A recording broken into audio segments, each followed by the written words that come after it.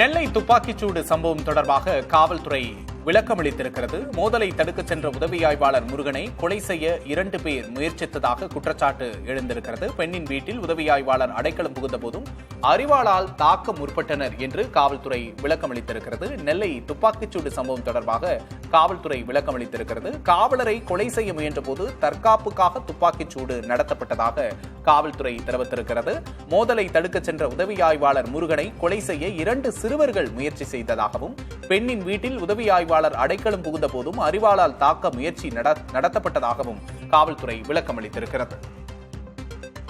கூடுதல் விவரங்களை செய்தியாளர் முத்துப்பாண்டியிடம் கேட்டு பெறலாம். முத்துப்பாண்டி, கூடுதல் விவரங்கள். வணக்கம்.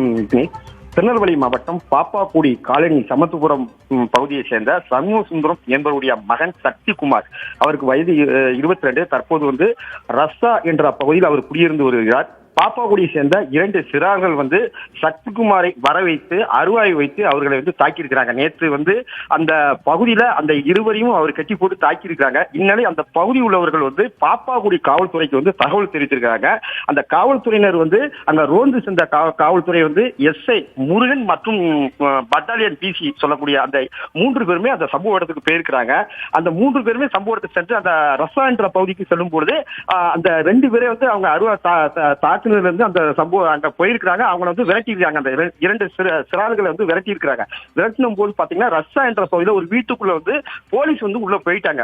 போன அடிப்படையில பாத்தீங்கன்னா அந்த சிறார்கள் இருவருமே பாத்தீங்கன்னா அந்த வீட்டுக்குள்ள சென்ற எஸ்ஐ முருகனை வெளியே வா அல்லது உன்னை வெட்டி விடுவேன் என்று கொலை மிரட்டல் கூட விட்டு அவர்களை வெட்டதுக்கு முயற்சி செஞ்சிருக்கிறாங்க. அந்த வீட்டில் உள்ள கதவை அருவாளால் அந்த 2 சிறார்கள் அந்த கதவை தாக்கி இருக்காங்க.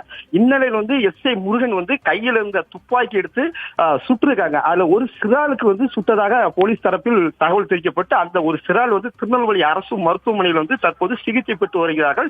இன்னொரு சிறால் தற்போது பாப்பாக்குடி ஸ்டேஷனில் வைத்து அவரை விசாரணை செய்து வருகிறார்கள். இந்த சம்பவம் குறித்து என்ன மாதிரியான பிரச்சனைகள் நடந்தது என்னன்னு குறித்து விசாரணை செய்து வருகிறாங்க. நேற்று இந்த சம்பவம் நடைபெற்ற நிலையில் திருநெல்வேலி மாவட்ட துணை காவல் கண்காணிப்பாளர் சிலம்பரசன் நேரடியாக சென்று ஆய்வுகளை மேற்கொண்டு வருகிறார்கள். அதே போல் அம்பாசமுத்திரம் டிஎஸ்பி சதீஷ்குமார், சேர்மாதேவி டிஎஸ்பி, பல்வேறு காவல்துறைகள் அந்த சம்பவ இடத்தில் தற்போது முகாமிட்டு போலீசார்கள் கையில் ஏந்தி துப்பாக்கிகளை ஏந்தி அந்த இடத்தில் பாதுகாப்பை மேற்கொண்டு தொடர்ந்து அந்த பகுதியில் ஒரு பதட்டம் நிலவினாலும் கூட தற்போது விசாரணை காவல்துறை விசாரித்து வருகிறார்கள். இந்த சம்பவத்தால் பெரும் பரபரப்பு ஏற்பட்டுள்ளது. கூடுதல் விவரங்களுக்கு நன்றி முத்துப்பாண்டி.